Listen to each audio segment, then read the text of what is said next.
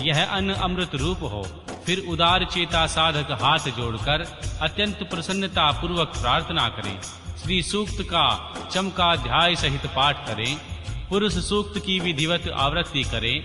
मन में भगवान सदाशिव का ध्यान करते हुए इत्यादि 5 मंत्रों का जाप करें। सब ब्राह्मण लोग भोजन कर चुके। जब रुद्र रूक्त का पाठ समाप्त क्षमा प्रार्थना पूर्वक उन ब्राह्मणों को पुनः यह मंत्र पढ़कर उत्तरापोषण के लिए जल दें। तदनंतर हाथ पैर धो आचमन करके पिंडदान के स्थान पर जाएं। वहां पूर्वाभिमुख बैठकर मौन भाव से 3 बार प्राणायाम करें।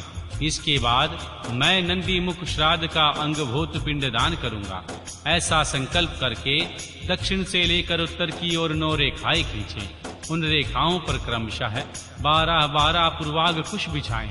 फिर दक्षिण की ओर से देवता आदि के 5 स्थानों पर चुपचाप अक्षत जल छोड़ें। पितृवर्ग के 3 स्थानों पर क्रमशः अक्षत जल छोड़कर नवे माता माह आदि के स्थान पर भी मार्जन करें। तत्पश्चात अत्र पितरो मदध्वम कहकर देवादि के 5वें स्थानों पर क्रमशः अक्षत जल छोड़ें।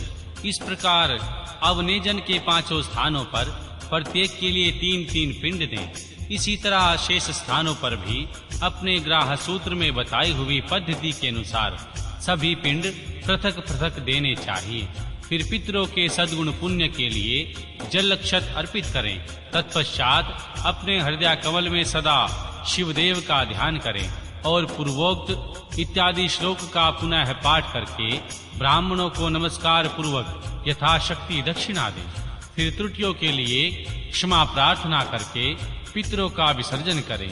पिंडों का उत्सर्ग करके उन्हें गौओं को खाने के लिए अथवा जल में डाल दें। तत्पश्चात पुण्य महावचन करके स्वजनों के साथ भोजन करें। दूसरे दिन प्रातः काल उठकर शुद्ध बुद्धि वाला साधक उपास पूर्वक व्रत रखे। कौख और उपहस्त के बालों को छोड़कर शेष सभी बाल मुड़वा दे, परंतु शिखा के साथ 8 बाल अवश्य बचा ले। फिर स्नान करके धुले हुए वस्त्र पहनकर शुद्ध हो 2-2 बार आचमन करके मौन हो विधिवत भस्म धारण करे। पुण्य हवाचन करके उसमें अपने आप का प्रोक्षण कर बाहर भीतर से शुद्ध हो। द्रव्य और आचार्य की दक्षिणा के द्रव्य को छोड़कर शेष सभी द्रव्य महेश्वर पारायण बुद्धि से ब्राह्मणों और विशेषतः शिव भक्तों को बांट दे। तदनंतर गुरु रूपधारी भगवान शिव के लिए वस्त्र आदि की दक्षिणा दे। पृथ्वी पर दंडवत प्रणाम करके डोरा कोपीन वस्त्र तथा दंड आदि जो धोकर पवित्र किए गए हैं धारण करें।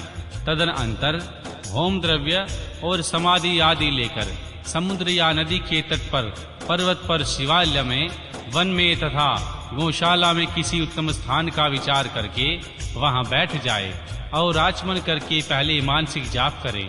फिर ओम नमो ब्राह्मणे इस मंत्र का 3 बार जाप करे। अग्नि मीले पुरोहितम इस मंत्र का जाप करे। इसके बाद अथ महाव्रताम अग्निवे देवाय नमः एदस्य सामवाय नमः ओम इसे त्वर्जे। पितृवर्ग के 3 स्थानों पर क्रमशः अक्षत जल छोड़कर नवे माता माह आदि के स्थान पर भी मार्जन करें।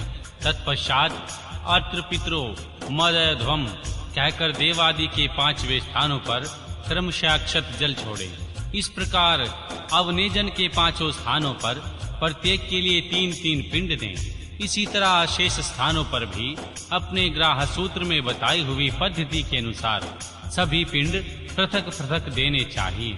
फिर पितरों के सद्गुण पुण्य के लिए जल अक्षत अर्पित करें।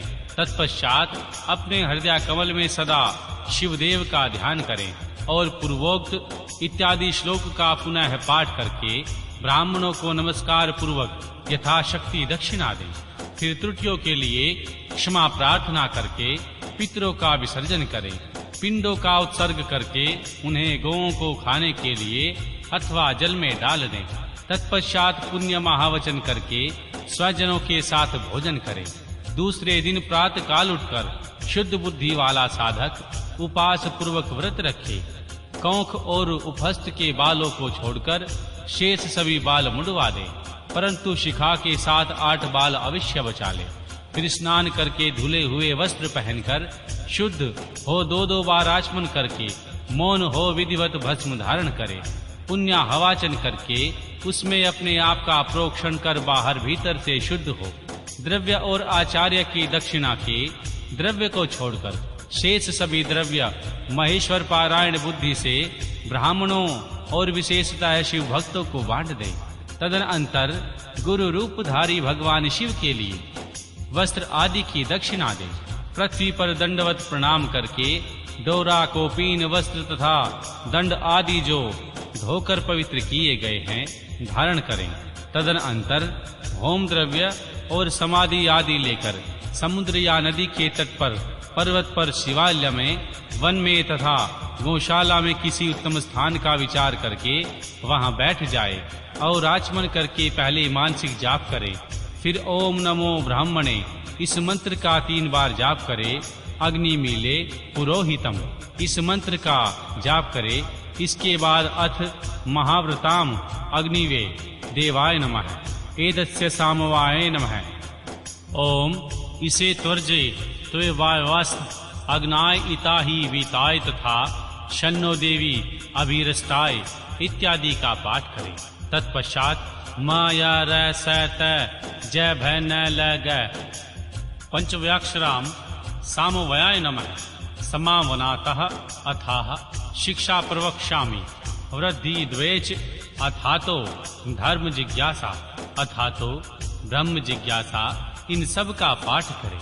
तदनंतर यथा संभव वेद पुराण आदि का स्वयं अध्याय करें।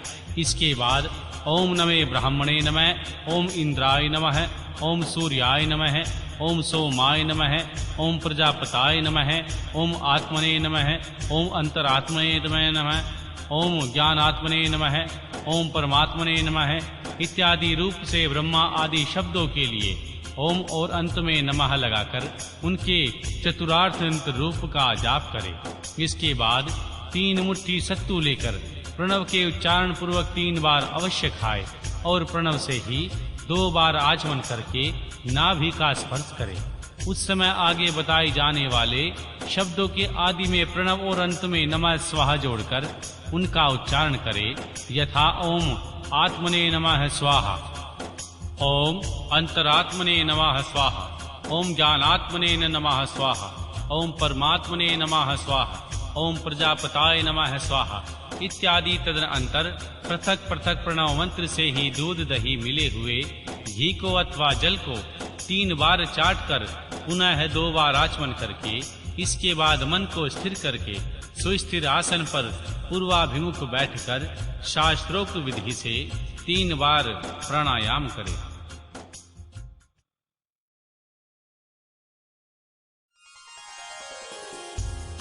अध्याय 12 संन्यास ग्रहण की शास्त्रीय विधि, गणपति पूजन, होम तत्व शुद्धि, सावित्री प्रवेश, सर्व संन्यास और दंड धारण आदि का प्रकार। स्कंद जी कहते हैं, हे वामदेव, तदनंतर मध्यकाल में स्नान करके साधक अपने मन को वश में रखते हुए गंध, पुष्प और अक्षत आदि पूजा द्रव्य को ले आए और सत्यकोण में देव पूजित विघ्नराज श्री गणेश जी की पूजा करें। इत्यादि मंत्र से विधि पूर्वक श्री गणेश जी का आवाहन करे।